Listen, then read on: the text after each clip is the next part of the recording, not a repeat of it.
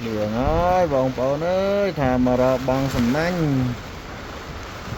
rồi trai lại chặt đam clear ấy mấy chứ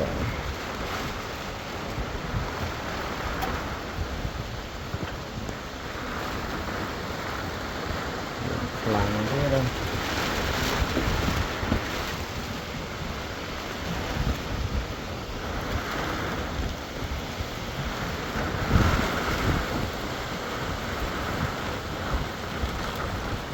lại đấy cái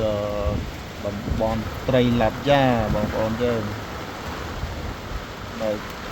hàng Phnom Penh thế ta còn hàng này chi này đồng bọn thua pro chứ liền lặng bọn bọn nó liền lặng